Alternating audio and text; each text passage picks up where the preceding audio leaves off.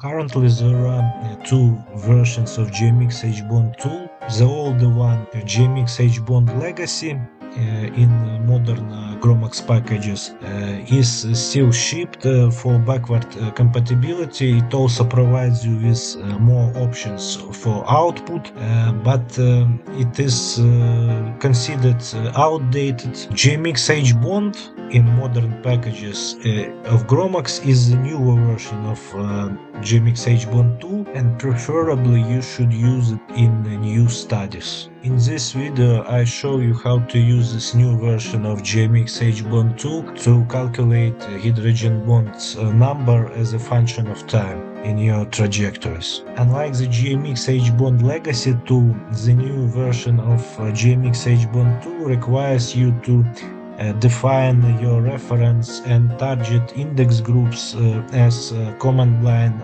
arguments. You still need to have those groups in your index file.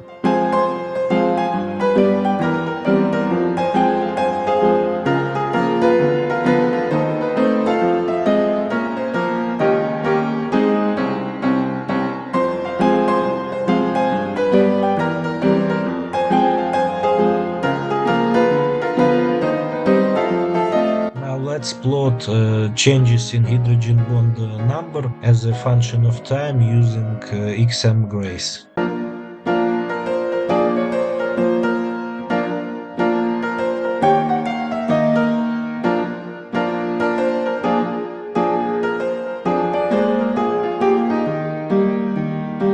GROMACS hbond outputs the results of its analysis as XVG files, which you can plot using programs like XM grace, or you can convert them into other file formats and plot using your preferable programs for statistical analysis. It also outputs NDX file with index groups of your selected reference and target groups, and also index groups of H-bonds, donors, acceptors, and hydrogen atoms. You can use them in further analysis.